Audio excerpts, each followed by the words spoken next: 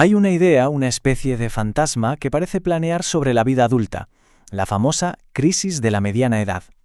Esa turbulencia interna, esa insatisfacción que supuestamente golpea cuando llegas a cierto punto.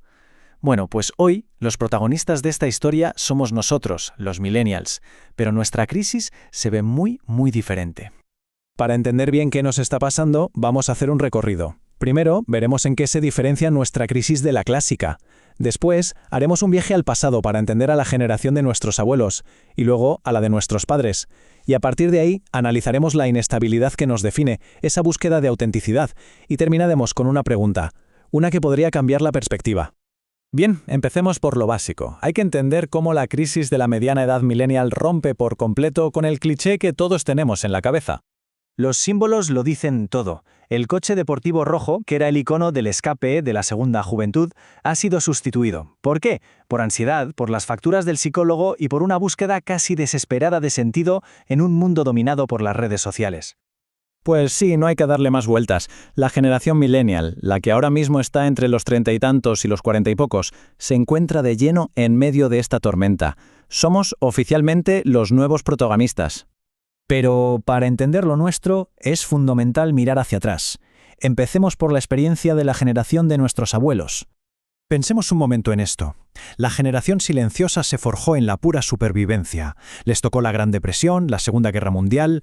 Su única preocupación era reconstruir, estabilizarse. En un mundo así, una crisis de identidad era sencillamente un lujo que no existía. Para ellos, la felicidad no era una búsqueda personal de pasiones. El propósito era clarísimo y estaba fuera de ellos mismos. Era cumplir con el deber, tener seguridad, poner comida en la mesa y, sobre todo, sacrificarse por la familia. Ahora, avancemos a la siguiente generación, la de los baby boomers. Ellos heredaron un mundo radicalmente diferente.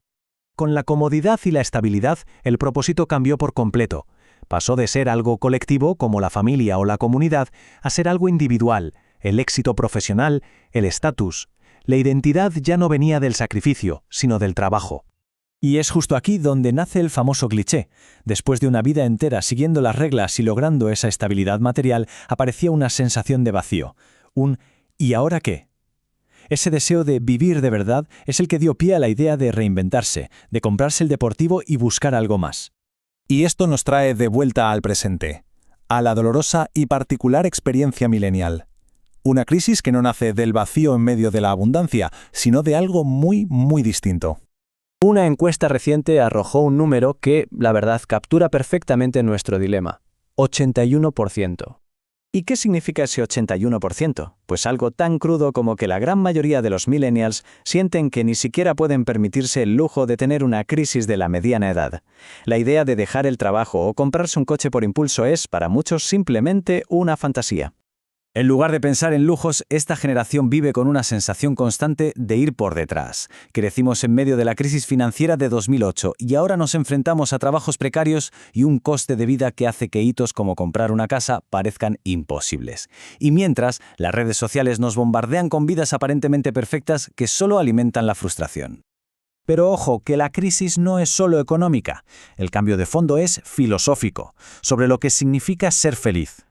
El concepto de felicidad se ha redefinido por completo. Ya no se basa en cumplir con deberes externos, sino en seguir una brújula interna que apunta hacia la autenticidad. La idea es que no hay una verdad universal, cada uno tiene que encontrar la suya y serle fiel. El experto Chip Conley lo resume muy bien. Dice que, a diferencia de las generaciones anteriores, no tenemos ese sentido del deber heredado. Eso nos lleva a reinventarnos constantemente y a enfocarnos mucho en el equilibrio vida-trabajo y en la salud mental. En teoría, suena perfecto, ¿verdad? Pues aquí está la gran paradoja. Toda esa libertad para ser auténticos ha venido con un precio muy alto. Cuando nuestras expectativas personales no se cumplen, el resultado es más ansiedad y más depresión. Parece que esa brújula interna de la autenticidad está rota. Entonces, si esa brújula interna no funciona, ¿hay otra forma de navegar esta crisis? ¿Hay alguna salida? El material de origen sugiere que quizá el problema está en la pregunta que nos han enseñado a hacernos. Propone un cambio radical de perspectiva.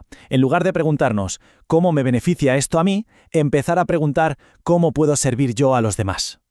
Desde este punto de vista, la seguridad real y duradera no se encuentra en ese frágil sentido del yo que se rompe con cada meta no alcanzada. Se encuentra en un propósito que es más grande que uno mismo. La identidad ya no dependería de si tienes una casa a los 35, sino de contribuir a algo que te trasciende. Esta idea, de hecho, tiene un eco muy profundo en la tradición cristiana y queda resumida en esta cita. Es una llamada no a buscarse más a uno mismo, sino todo lo contrario, a negarse a uno mismo. No a mirar más hacia dentro, sino a mirar hacia arriba, hacia algo superior.